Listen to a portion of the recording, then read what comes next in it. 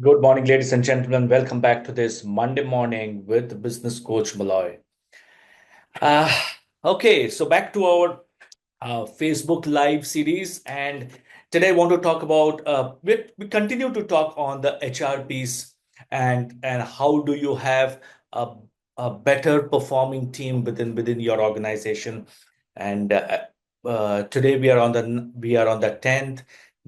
We will do one more on the HR sessions till next week and then move on to the marketing piece because marketing is something that is very, very widely misunderstood. And I want to focus a lot of time on marketing, the brand building, the why of the people, why should the customers buy from you. But today, continuing with our Facebook Live on the HR theme that I have picked up today is how do you get ownership and accountability from your team members? So the common problem and question to all of you out there who's watching online, please use the chat box and respond to this. Have you ever hired talented people only to feel that you only are the one who's truly invested in the success of your business? Let me repeat this. Have you ever hired talented people only to feel like you are the only one truly invested in the success of your business? Because most entrepreneurs experience this. I have experienced this. I continue to experience this.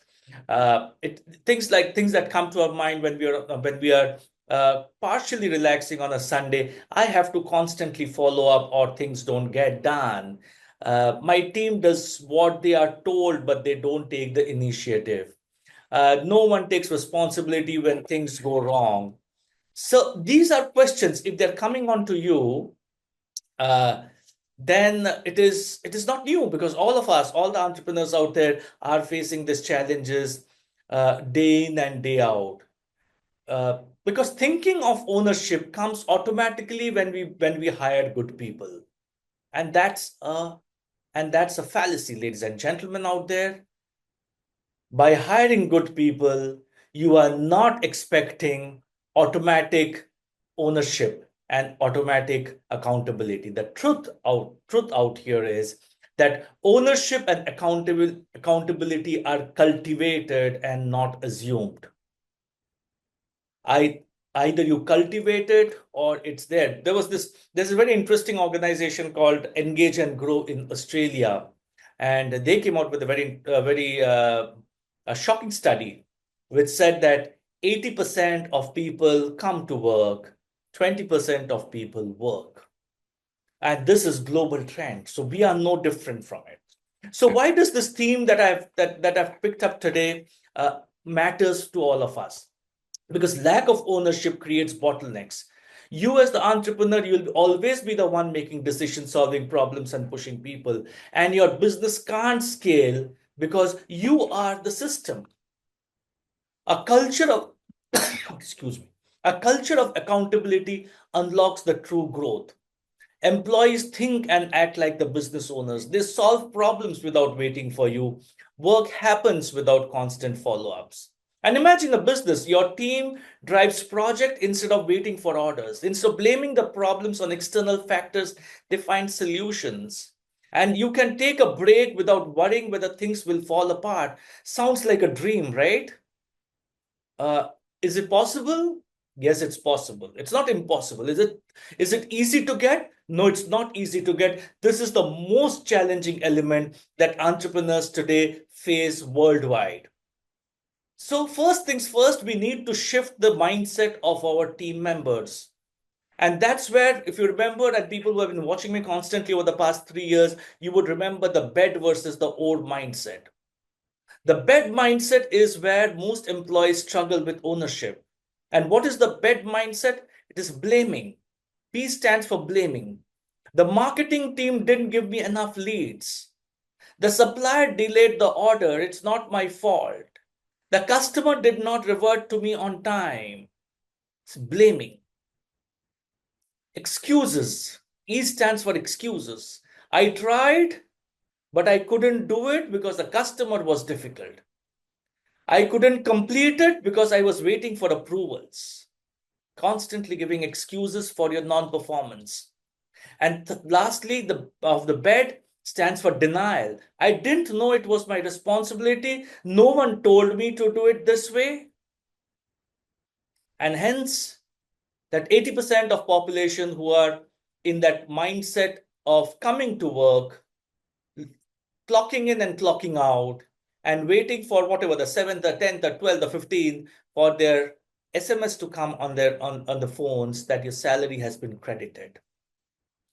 And from where does this mindset come? Because most employees come from an employee job seeker mindset where they're conditioned to do what they are told. That they avoid risk or responsibility. If they were risk takers and if they were taking responsibilities, they would be much higher in the echelon of organization structures. They work for compliance rather than commitment. On the other hand, you have the or mindset, and that's where leaders think differently.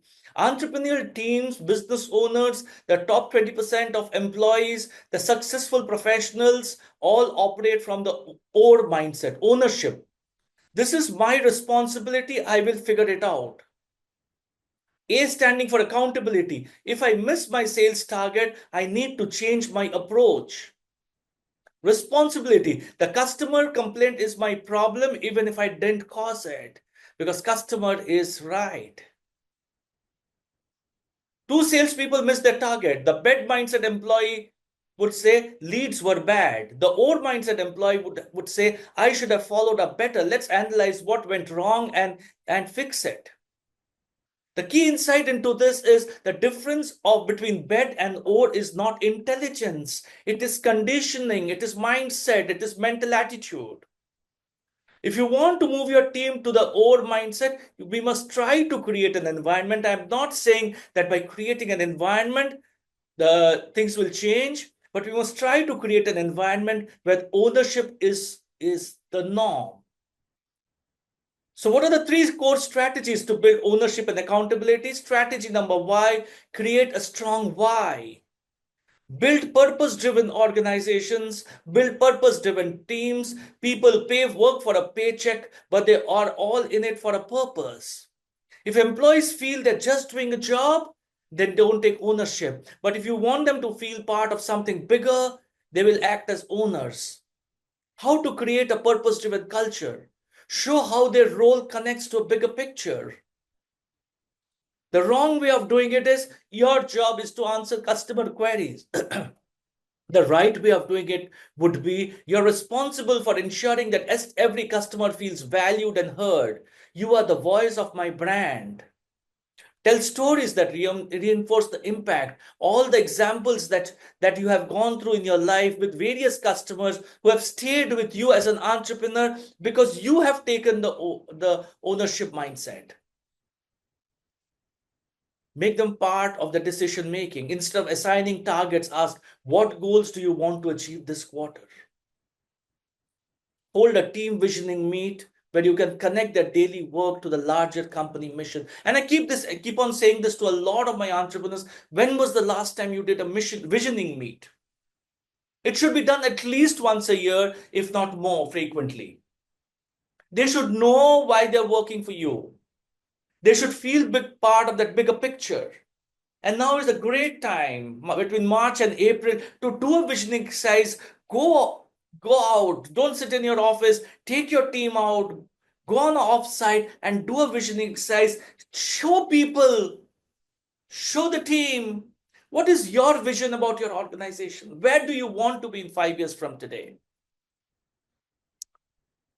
You don't build an accountable team by controlling them, but by empowering them. Very easy to say, but difficult to implement.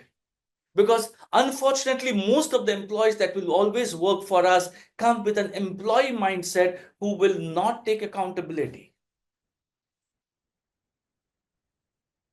So what do you do about it? You need to start transferring ownership. Some of the things that you can do is start asking questions. Instead of using phrases like do this task and how do you plan to complete this, propose to them. If someone says we have a delivery issue, what do you propose to do? If your customer says that you are not delivering on time, What do you propose to do as a team? A sales team should have the power to offer discounts within certain ranges. That's where responsibility comes in. Because with responsibility, you also need to give authority. For my sales team, I always give them a band that this is my starting point and this is your end point. You can't go below this. I've done this throughout my career. When I was leading sales teams, we always started having slabs of discounting. A customer service representative should have the authority to resolve minor problems without escalation. So the next step or the action step that you can take is next time an employee comes to you with a problem, respond, what do you propose?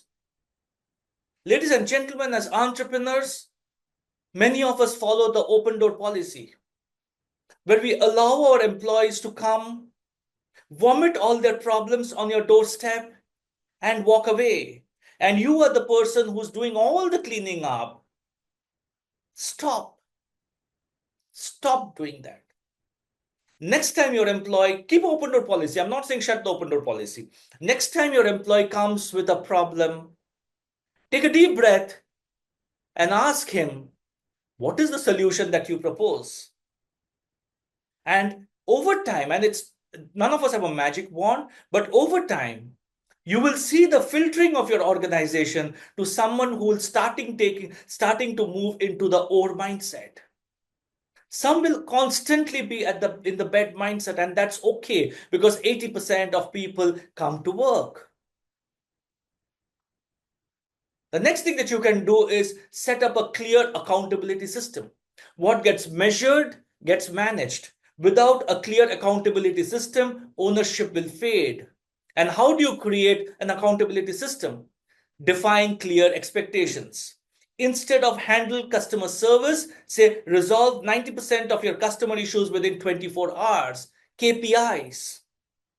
What gets measured gets done. And for that measurement, you need to be smart, specific, measurable, achievable, result-oriented, time-bound.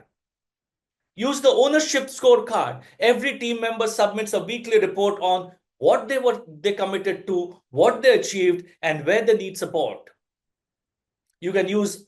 I was helped, and I'm happy and I'm blessed that I have people around me who constantly help me. So we were on the WhatsApp reporting mechanism and the WhatsApp and the CRM. So we use a CRM and a WhatsApp reporting mechanism on daily activities. We moved into Microsoft Teams. And then we created a system of exactly these things. What are the things that you have achieved? What do you plan to achieve? And what help do you need? Conduct weekly ownership check-ins. Ask what's working, what's stuck, what's your plan for the next week? Do these meetings because your job is to move to on the business. Introduce an ownership scorecard to track progress and accountability. So to summarize, what can you do to move into an accountable organization? Shift from bed to old mindset, not impossible, but challenging. Build a strong why to drive ownership. This is totally in your hand. Do a visioning exercise once in 6 months. If not once in 6 months, do it once a year. March, April is the ideal time to drive the strong why. Start changing the phrases of your sentence to transfer ownership through the right conversations and set up a system of accountability. If you're having challenges with your team, comment ownership below. And if you want me to come in and have a discussion with you on how to build the right team, if you want to have a 1 hour conversation with me or one of my coaches in Mumbai, Calcutta, or Nasik, DM me, team. My WhatsApp number is 98191 22170. Repeat, 98191 22170. DM me either on Facebook or on my WhatsApps, and one of us will come into your organization and have a one-to-one conversation. Ladies and gentlemen, the world is waiting for you. You have come a long way. Give yourself a pat on the back. But you have a long way to go, and hence start taking the small actions, and you will see the impact that you have in yourself and in your business. Till next Monday, same place, same time, with the last episode of the mini series on HR. Before we move into marketing, have a great week. Have a great Monday. Have a great week. And I shall see you on the other side. Till then, goodbye and God bless.